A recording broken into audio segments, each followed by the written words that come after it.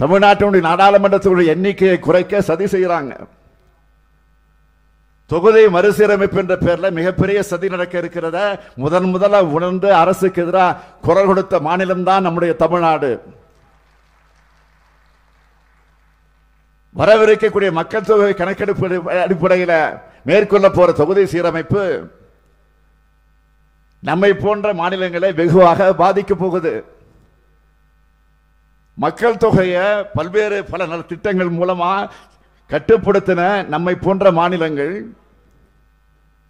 நாடாளுமன்ற தொகுதியில் எண்ணிக்கையை பெரிய அளவில் இழக்க நேரிடும். இதே போல தென் மாநிலங்களும் தங்களுடைய தொகுதிகளை எண்ணிக்கையை இழப்பாங்க.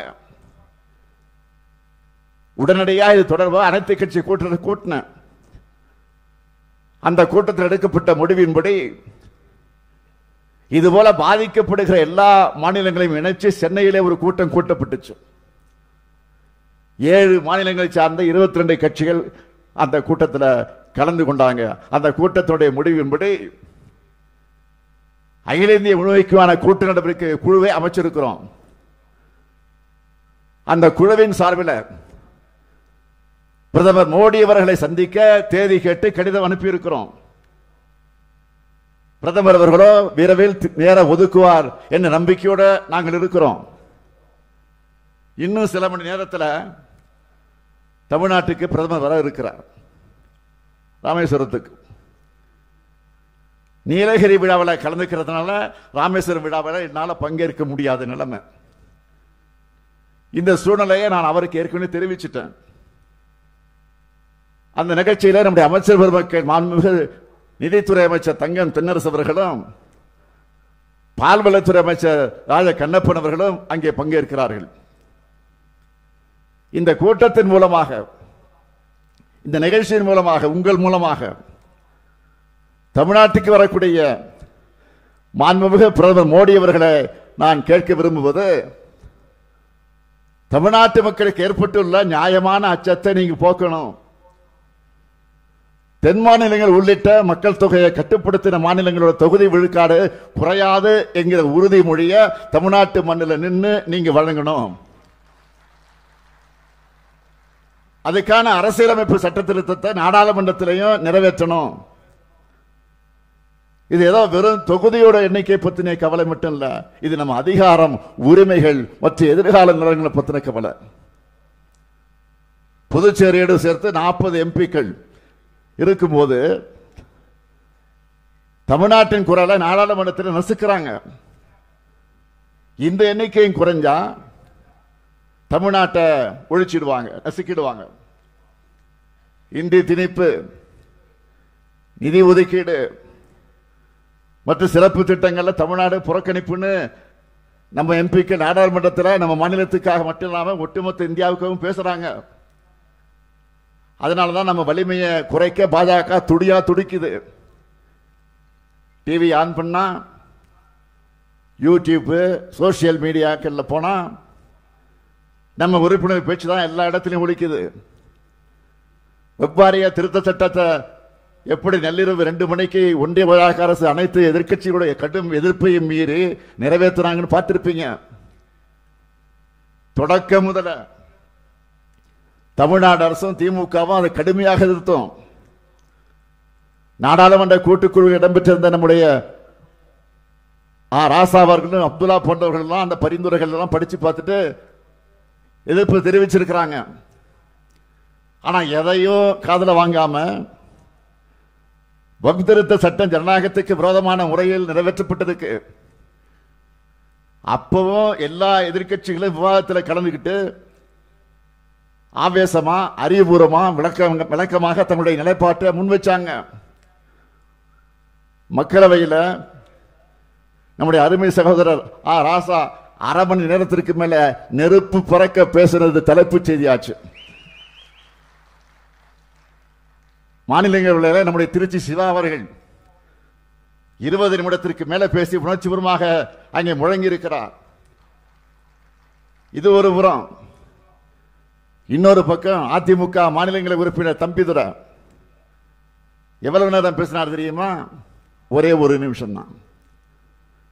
கிரிக்கெட்ல முதல் பதிலே டக் அவுட் ஆகிற பேட்ஸ்மேன் கூட இதை விட அதிக நேரம் களத்தில் இருப்பார். அப்படி பேசின ஒரு நிமிஷத்திலையும் அதிமுக இது எதிர்க்கதா ஆதரிக்கதான்னு சொல்லவே இல்லை. ஆனா நாங்க இந்த மசோதாவை நிறைவேற்றப்பட்ட அன்று காலையிலேயே நம்முடைய சட்டமன்றத்திற்கு கருப்பு பட்டை அணிஞ்சுக்கிட்டு வந்து எதிர்ப்பை பதிவு பண்ணோம். அது மட்டும் இல்ல, திமுக சார்பில் உச்ச நீதிமன்றத்தில் வகுப்பு திருத்த சட்டத்தை எடுத்து வழக்கு தொடருவோம்னு சட்டமன்றத்தில் அறிவிச்சிருக்கிறேன். நாளை நம்ம துணை பொதுச் செயலாளர் ராசா பேர்ல வழக்கு தொடுக்கப்படும். இன்னொரு செய்தியும் பார்த்திருப்பீங்க. தமிழ்நாடு அனுப்பின நீட் விலக்கு சட்ட மசோதாவை நிராகரிச்சிருக்கக்கூடிய ஒன்றிய பாஜக அரசு அதையும் நேற்று முன்தினம் சட்டமன்றத்தில் நான் அறிவிச்சிட்டு அடுத்த கட்ட சட்ட அரசு நடவடிக்கைகளை தீர்மானிக்க வருகிற 9ஆம் தேதி தமிழகத்தில் இருக்கக்கூடிய சட்டமன்றத்தில் இடம்பெற்றிருக்கக்கூடிய அனைத்து கட்சி கூட்டத்தை கூட்டியிருக்கிறேன். ஆனா எதிர்கட்சி தலைவர் பழனிசாமி அவர்கள் என்ன பண்றாரு? நேற்று முன்தினம் நீட்டால மாணவியர்கள் பலியானதுக்கு திமுக மீது குற்றம் சொல்லி அறிக்கை விடுகிறார். நான் கேட்கிறேன், திமுக ஆட்சியில் இருக்கும்போது தமிழ்நாட்டில் நீட் வந்துச்சா, இருந்துச்சா? இல்ல. தலைவர் கலைஞர் முதலமைச்சராக இருந்தவரை நீட் கிடையாது. இவ்வளவு அம்மையார் ஜெயலலிதா இருந்தவரை கூட நீட்டை தமிழ்நாட்டுக்குள் அனுமதிக்கல. அவர் மறைவுக்கு பிறகுதான் ஓ பன்னீர்செல்வமும் எடப்பாடி பழனிசாமியும் பாஜகவுக்கு பாதம் தாங்கிகளாக இருந்து இதை அனுமதிச்சாங்க. இதுதான் உண்மை. நான் கேட்கிறது, இப்ப கேட்கிறேன், நீங்க அப்பா ஆதரிச்சிட்டீங்க, அனுமதிச்சிட்டீங்க, அதை விட்டுருவோம். இப்ப நான் கேட்கிறது, கூட்டணியில் இருந்தப்பவும் கூட்டணியில தேர்தலை சந்திச்சப்பவும் நீட் விலக்கு வேணும்னு ஏன் நீங்க பாஜக கிட்ட நிபந்தனை விதிக்கல? ஆனா நம்ம காங்கிரஸ் கட்சியுடைய தலைவர் ராகுல் காந்தி அவர்கள் மூலமா இந்தியா கூட்டணி ஆட்சிக்கு வந்தா தெளிவா சொன்னார், நீட்டை விரும்பாத மாநிலங்களுக்கு விலக்கு அளிக்கப்படும் என்று தேர்தல் உறுதிமொழியை தந்தார். சொல்ல வச்சோம், நாங்க சொல்ல வச்சோம். இப்ப கேட்கிறாரு பழனிசாமி, நீட் ரகசியத்தை சொல்லுங்க. பழனிசாமி கேட்டுக்கிட்டு இருக்காரு. இந்தியா கூட்டணி ஆட்சி மட்டும் ஒன்றியத்தில் அமைஞ்சிருந்தா நிச்சயம் நீட் விலக்கு நிறைவேறி இருக்கும்.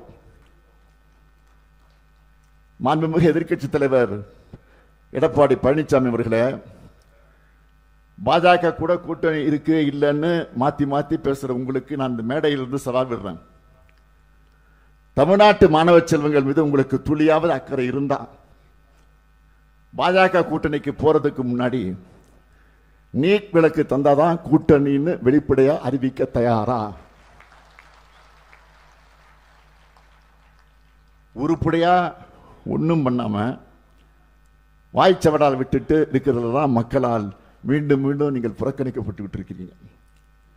எங்களை பொறுத்தவரை மக்களான உங்க மேல இருக்கக்கூடிய நம்பிக்கையால சொல்றேன், சங்க காலத்து உரம் குடியாட்சி காலத்திலையும் கோலோச்சும் தமிழ்நாட்டை எத்தகைய அரசியல் சூழ்ச்சிகளுக்கும் வீழ்த்திட முடியாது.